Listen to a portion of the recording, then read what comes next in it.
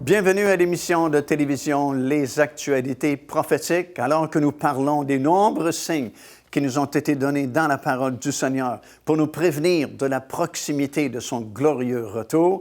Et comme nous l'avons constaté au cours des émissions précédentes et depuis déjà quelques années, tous ces nombreux signes sont désormais derrière nous puisqu'ils ont déjà été accomplis. Et cela nous prouve que nous sommes très proches d'un bouleversement majeur, alors que cette trompette sonnera et que les morts en Christ vont ressusciter et que nous qui serons vivants à cette époque-là serons changés dans un instant, dans un clin d'œil, et nous monterons dans les airs à la rencontre du Seigneur, comme cela est écrit dans l'Épître de Paul aux Thessaloniciens et bien sûr à plusieurs autres versets dans la parole du Seigneur.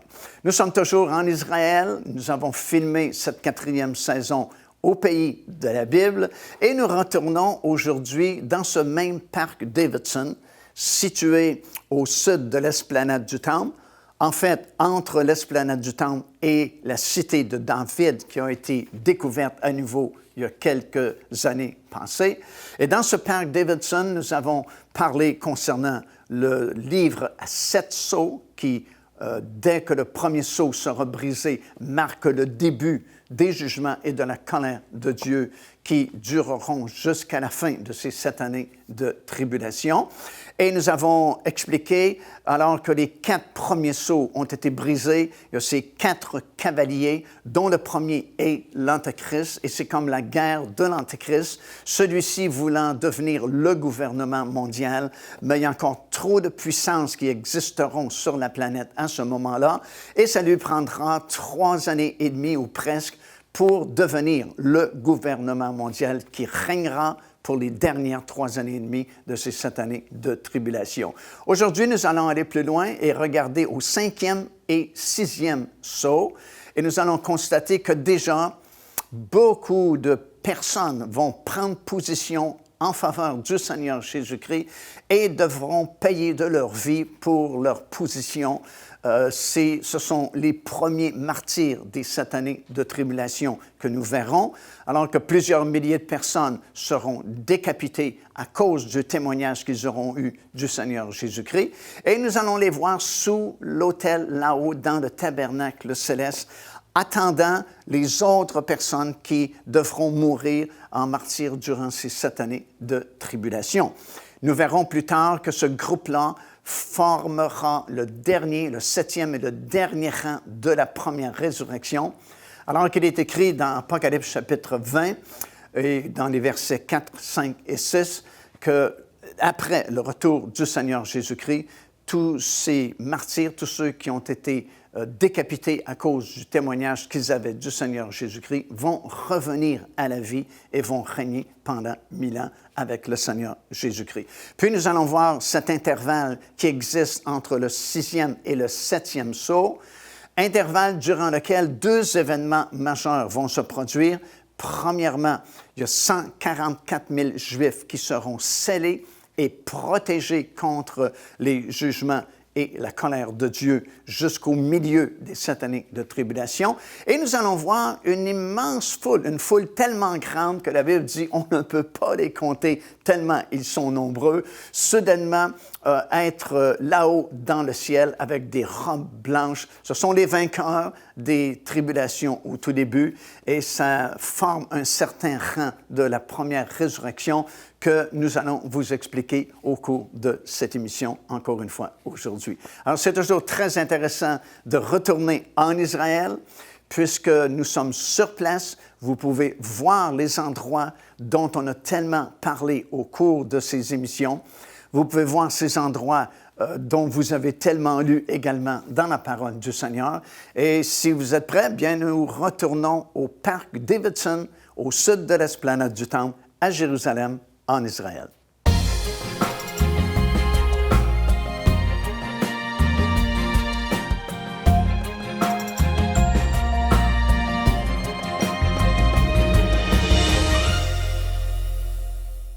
Je suis toujours dans le parc Davidson à Jérusalem, qui est situé juste au sud de l'esplanade du Temple. On est juste en face de la petite mosquée d'Al-Aqsa, qui est, elle, située au sud de l'esplanade. Et juste devant elle se trouve le fameux dôme du rocher que tout le monde connaît bien, parce que c'est toujours ce bâtiment-là qu'on voit lorsqu'on parle de Jérusalem. Puis nous sommes en train d'étudier le livre de l'Apocalypse, et nous avons vu déjà dans le 5e chapitre ce livre à 7 sceaux, qui en fait contient les informations, à savoir comment le Seigneur va juger cette planète, cette terre et les habitants de la terre pour finalement établir son royaume qui ne passera jamais. Et nous avons vu les 4 premiers sceaux qui ont été brisés. Et lorsque le premier de ces 4 premiers sceaux fut brisé, un cavalier monté sur un cheval blanc a fait son apparition et nous avons expliqué que c'était l'Antéchrist qui partait à la conquête du monde parce que finalement, c'est ce qu'il a toujours rêvé et voulu de faire, malgré le fait que peu de temps auparavant, il avait signé ou confirmé cette alliance pour une durée de 7 ans, une alliance de paix et de sécurité au Moyen-Orient. Mais malheureusement, très peu de temps après cette confirmation de cette alliance, le voilà qu'il part à la conquête du monde parce que son but, bien sûr, c'est de devenir le gouvernement mondial. Son but, c'est de contrôler le monde entier. Il est suivi de 3 autres cavaliers, comme nous avons expliqué. Et déjà, il y a une guerre terrible qui éclate ici au Moyen-Orient et qui non seulement va affecter les habitants du Moyen-Orient, mais comme nous l'avons vu précédemment, il y a déjà une famine qui s'étend à la grandeur de la planète, qui va affecter le monde entier. Puis, si nous continuons notre lecture dans le chapitre 6 et au verset 9, nous sommes rendus au 5e sceau qui est brisé. Et lorsque ce 5e sceau sera brisé, Jean a vu les âmes de ceux qui avaient été décapités à cause du témoignage qu'ils avaient rendu au Seigneur Jésus-Christ dans ce début des 7 années de tribulation.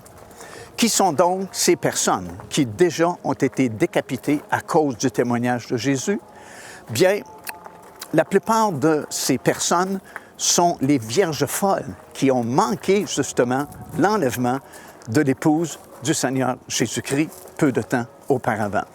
En effet, ce que nous lisons dans l'Évangile de Matthieu, par exemple, le chapitre 25, nous avons là une grande parabole, la parabole des 10 vierges. Et la parabole des 10 vierges, c'est pour nous donner une image, une représentation à quoi va ressembler l'Église du Seigneur Jésus-Christ dans les derniers jours. Nous savons que cette parabole est en rapport avec l'Église pour plusieurs raisons. Une de ces bonnes raisons, c'est qu'évidemment, déjà dans le 13e chapitre de l'Évangile de Matthieu, le Seigneur Jésus-Christ va nous donner 7 paraboles qui concernent le royaume des cieux. Et bien sûr, nous comprenons que le royaume des cieux, dans ces 7 paraboles, représente l'Église du Seigneur Jésus-Christ. Il va dire, par exemple, première parabole, un semeur est sorti pour semer, et puis la semence est tombée dans différentes sortes de terrains. Et puis, bon, tout le monde est d'accord que le royaume des cieux représente l'Église du Seigneur Jésus-Christ dans ce contexte-là des 7 paraboles de Matthieu, chapitre 13. Mais dans le chapitre 25, c'est très peu de temps après, le Seigneur dit « alors ». Alors fait référence au chapitre 24, quand Jésus a parlé des signes de la fin, des derniers jours, et il dit bien « alors, le royaume des cieux sera semblable à ». Alors, si le royaume des cieux, dans le 13e chapitre de Matthieu, représente l'Église du Seigneur Jésus-Christ, bien sûr que dans le chapitre 25, il faut que le royaume des cieux représente également l'Église du Seigneur Jésus-Christ. On ne peut tout simplement pas changer la signification de ce terme-là, le royaume des cieux, au chapitre 25. S'il voulait dire l'Église au chapitre 13, il veut dire l'Église aussi au chapitre 25. Alors, dit-il, le royaume des cieux ou mon Église, voilà à quoi elle va ressembler dans ces derniers jours. Elle ressemblera à 10 vierges qui sont parties à la rencontre de l'époux. Mais comme l'époux tardait, toutes se sont assoupies et endormies. Et au milieu de la nuit, on cria. Voici l'époux. C'est un réveil brutal parce que ce n'est qu'à ce moment-là que la moitié de ce groupe-là qui représente l'Église réalise qu'ils n'ont plus d'huile dans leurs lampes. Elles ne sont donc pas prêtes, ces vierges-là, à accueillir l'époux qui vient parce que, tout simplement, elles n'ont plus d'huile. Les attentats terroristes. Les catastrophes naturelles, les changements climatiques, corruption, violence, quel espoir reste-t-il? Le rétablissement de toutes choses. Procurez-vous le tout dernier livre de l'évangéliste Mario Massicotte et découvrez l'espérance d'un monde meilleur sur le point d'émerger. Le rétablissement de toutes choses, un héritage incontournable des connaissances acquises sur 4 décennies de ministère. Disponible au www.paindevie.org. Devenez partenaire avec ce ministère par votre soutien financier et aidez-nous à planter le flambeau de l'Évangile à travers le monde entier. Vous recevrez un enseignement audio à tous les mois de la part de l'évangéliste Mario Massicotte, ainsi que notre bulletin de nouvelles prophétiques incluant des enseignements bibliques, des nouvelles du ministère et des commentaires sur les actualités prophétiques. Débutez dès aujourd'hui en visitant notre site web www.paindevie.org ou par courriel à info@paindevie.org ou en nous écrivant à Pain de Vie, casier postal 426 800, Square Victoria, Montréal, Québec, H4Z 1J7. Alors, ce groupe-là, appelé les Vierges folles ou les Vierges insensées, réalise tout à coup qu'elles n'ont plus d'huile. Et tout naturellement, ce qu'elles vont faire, elles vont demander aux Vierges sages, aux Vierges qui ont été prudentes, comme certaines versions le disent, de leur prêter un peu de leur huile. Mais à leur grande surprise, probablement, la réponse a été un non catégorique. Parce que l'huile représente notre consécration au Seigneur Jésus-Christ et ça, on ne peut pas la partager avec une autre personne. Bien sûr, on peut prier les uns pour les autres, nous pouvons porter les fardeaux les uns des autres comme la Bible nous le conseille, mais nous ne pouvons pas penser notre consécration à une autre personne. Ça, c'est personnel. C'est comme le salut. Personne ne peut être sauvé à votre place. Puis c'est la même chose pour la consécration. C'est vous qui devez vous consacrer au Seigneur. L'huile, à l'époque, on la prenait des olives. Et pour avoir l'huile d'olive, les olives étaient déversées dans un broyeur à olives. Et puis lorsque les olives étaient broyées, on récupérait cette huile précieuse. Et cela représente notre vie qui est vraiment donnée au Seigneur Jésus-Christ, notre volonté qui est vraiment cédée à la volonté de notre Seigneur. Et vous savez, le Seigneur Jésus nous a donné un bel exemple de cela lorsque, tout près d'ici, il a souffert dans le jardin de Gethsémani. Il a agonisé, demandant au Père si c'était possible que cette coupe passe loin de lui. Et à chaque fois, à 3 reprises en fait, et à chaque fois, le Père lui a dit, ce n'est vraiment pas possible, personne d'autre peut racheter l'humanité que toi. Et à 3 reprises, le Seigneur a répondu, non pas ma volonté, mais ta volonté. Alors, un jour ou l'autre, nous devons céder notre volonté, céder vraiment notre vie au Seigneur Jésus-Christ. Et lorsque nous le faisons, nous obtenons cette huile précieuse qui nous permet de rester éveillés jusqu'à la fin et de faire partie de ce glorieux enlèvement. Alors évidemment, le Seigneur Jésus-Christ va revenir bientôt et l'Église doit se préparer. Et la meilleure préparation, c'est notre consécration au Seigneur Jésus-Christ, comme je viens de vous expliquer. Et c'est la raison pour laquelle les Vierges sages ont dit non. C'est pas que nous ne voulons pas, c'est que nous ne pouvons pas. Nous ne pouvons pas vous donner notre consécration. Nous ne pouvons pas même donner une partie de notre consécration parce que c'est une affaire personnelle. Alors, elles ont dit plutôt aux insensés, allez faire le plein là où il y a de l'huile.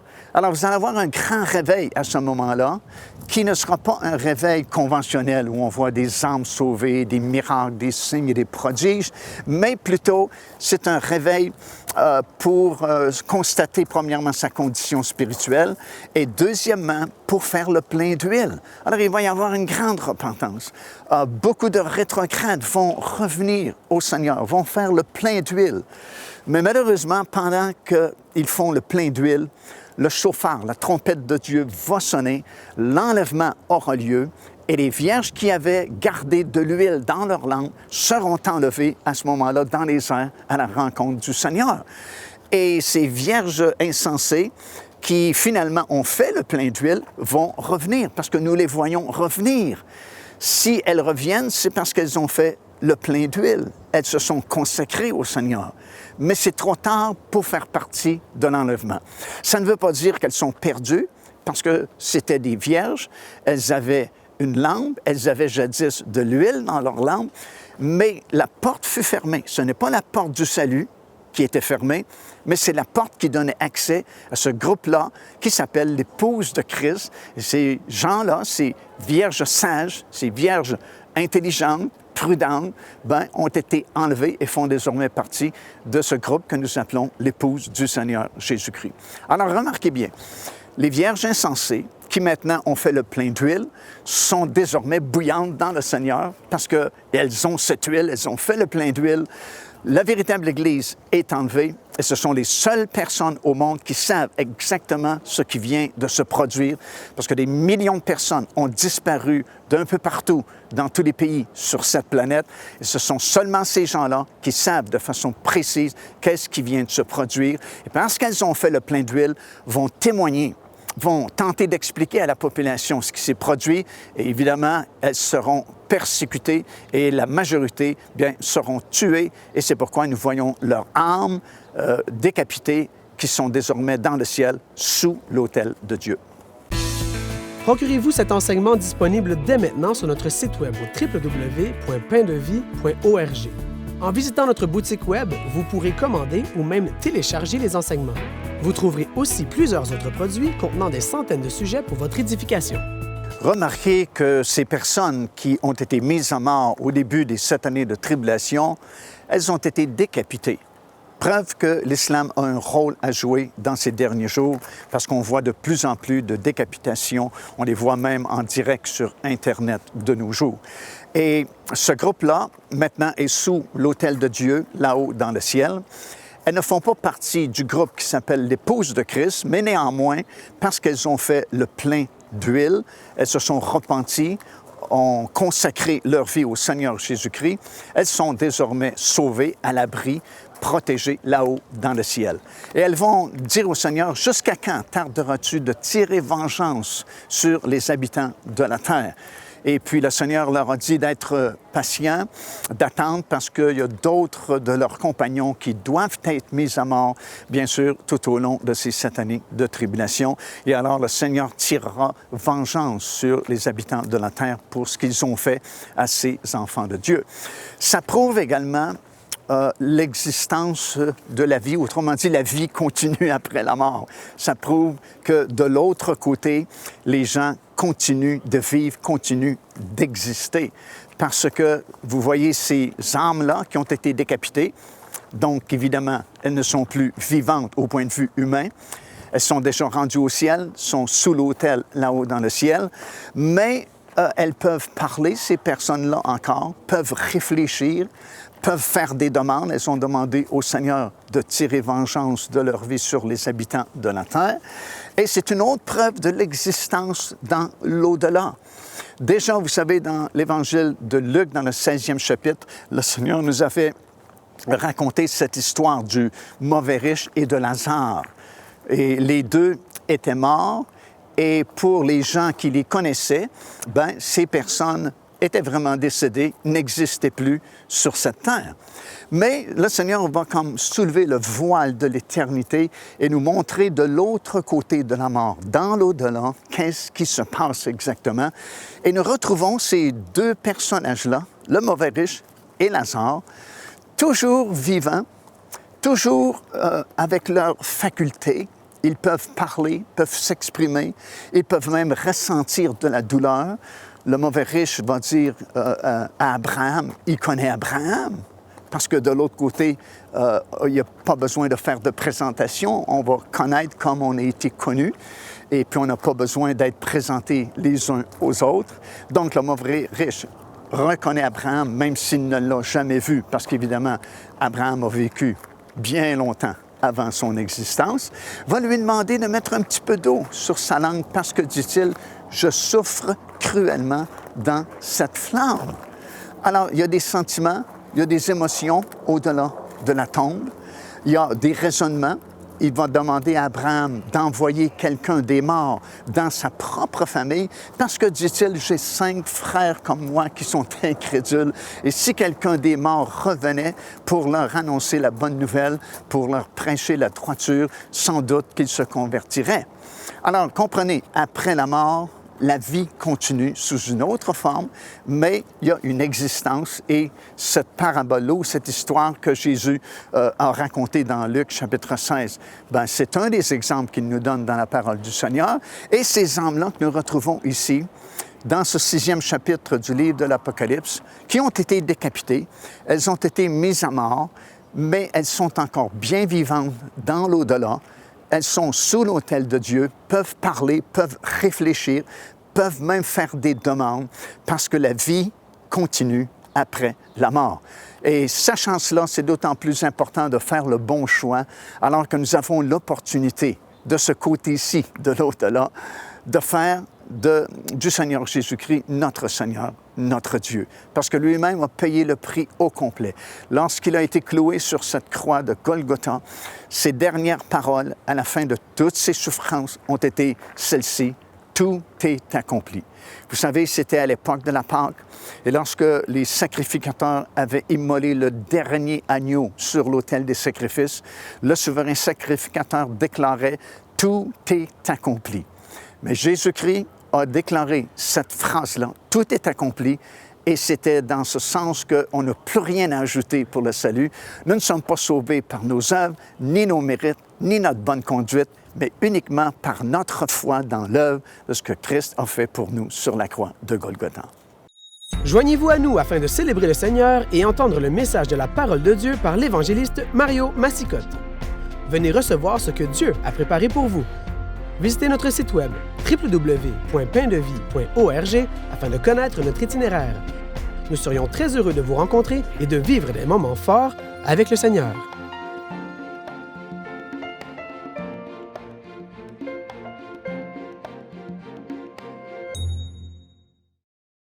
Alors, nous avons vu comment, à l'ouverture de ce 6e sceau, ces âmes qui ont été décapitées représentaient les vierges insensées qui ont manqué l'enlèvement de l'épouse de Christ et probablement d'autres personnes aussi qui ont soit accepté le Seigneur à ce moment-là ou qui avaient déjà fait une expérience avec le Seigneur sans toutefois le rendre public.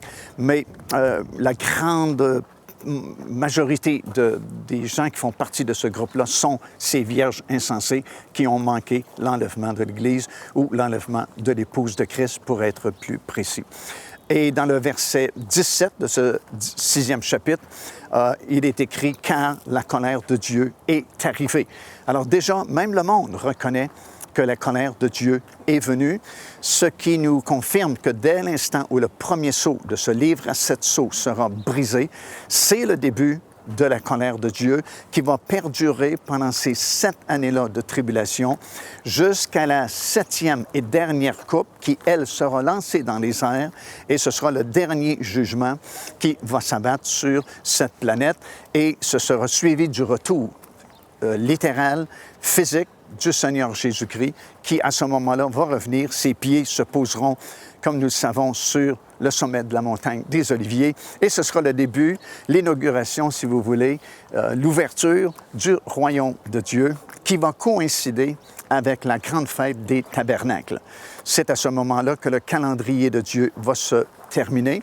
Toutes les grandes fêtes, la Pâque, la fête de la Pentecôte et la fête des tabernacles auront été accomplies par le Seigneur Jésus-Christ. Et cela nous prouve une fois de plus que l'enlèvement de l'Église doit se situer nécessairement entre ce laps de temps-là qui existe entre la confirmation de cette alliance pour une durée de 7 ans et l'ouverture du premier sceau du livre à 7 sceaux qui est le début des jugements de Dieu ou de la colère de Dieu. Et la Bible nous dit expressément que nous ne sommes pas destinés à la colère de Dieu, mais plutôt à l'acquisition du salut par notre Seigneur Jésus-Christ. Et l'apôtre Paul, encore une fois, nous affirme qu'avant notre réunion avec lui dans les airs, il faut voir paraître l'homme du péché. Et l'Antéchrist, qui est appelé l'homme du péché, ne paraîtra pas, ou du moins nous ne le connaîtrons pas, avant ce moment-là où cette confirmation de cette alliance aura lieu, tel que mentionné dans le livre de Daniel, le chapitre 9 plutôt, et le verset 27. Alors, tout de suite après, il y aura un intervalle, et durant cet intervalle, entre le 6e et le 7e sceau, il y a deux événements majeurs qui vont se produire dans ce laps de temps-là. Premièrement, nous allons voir les 144 000 Juifs qui seront scellés, 12 000 de chacune des 12 tribus d'Israël. Et le deuxième événement que nous verrons, c'est la grande foule, finalement, qui va arriver au ciel en provenance de la tribulation ici sur la terre. Alors, tout d'abord, dans ce 7e chapitre, nous lisons comment Dieu va sceller de son sceau 144 000 Juifs parmi les 12 tribus d'Israël. Autrement dit, 12 000 chez les 12 tribus d'Israël pour un total de 144 000 Juifs. Alors, c'est bien mentionné dans votre Bible que ce sont des Juifs. Alors, ce ne sont pas d'autres personnes, ce ne sont certainement pas des témoins de Jéhovah comme on a déjà entendu, mais c'est bien écrit de façon très spécifique, 12 000 des 12 tribus d'Israël. Vous remarquez sans doute que la tribu de Dan n'est pas mentionnée parmi les 12 tribus, et la raison pour laquelle cette tribu-là n'est pas mentionnée, bien c'est très simple, parce que ceux qui seront marqués à ce moment-là, les 144 000 Juifs, ce sont les prémices de la troisième et dernière moisson. Vous savez, au cours de nos émissions précédentes, nous avons prêché souvent concernant les trois grandes moissons, la moisson d'orge, la moisson de blé et la dernière moisson, les autres fruits. Et ces trois moissons représentaient l'ensemble des rachetés de l'Éternel, ceux de l'Ancien Testament, ceux du Nouveau Testament et de la dernière génération en Israël. Et c'est bien spécifié dans la Bible, dans le chapitre 14 du livre de l'Apocalypse, que ces 144 000 représentent les prémices d'Israël. Donc, la troisième et dernière moisson. Et les prémices de la première, deuxième et troisième moisson représentent l'ensemble de l'épouse de Christ. Alors, s'il n'y a personne chez Dan, c'est que tout simplement, personne n'a été trouvé digne de faire partie de ce groupe-là appelé l'épouse de Christ. Car Dieu a tant aimé le monde qu'il a donné son Fils unique, afin que quiconque croit en lui ne périsse point, mais qu'il ait la vie éternelle. Téléchargez gratuitement l'enseignement « Le salut, c'est quoi ?» en visitant notre site web www.paindevie.org et recevez la grâce merveilleuse que Dieu vous offre. Ici l'évangéliste Mario Massicotte qui vous invite à vous inscrire à notre lettre de nouvelles électronique. Et pour ce faire, il suffit de visiter notre site web au www.paindevie.org et tout en haut à la droite de votre écran, vous allez voir cet onglet sur lequel vous cliquez et vous vous inscrivez tout simplement. Ça vous permettra de recevoir des nouvelles du ministère de Pain de Vie et en même temps recevoir le bon enseignement de la parole de Dieu. Faites-le donc aujourd'hui même.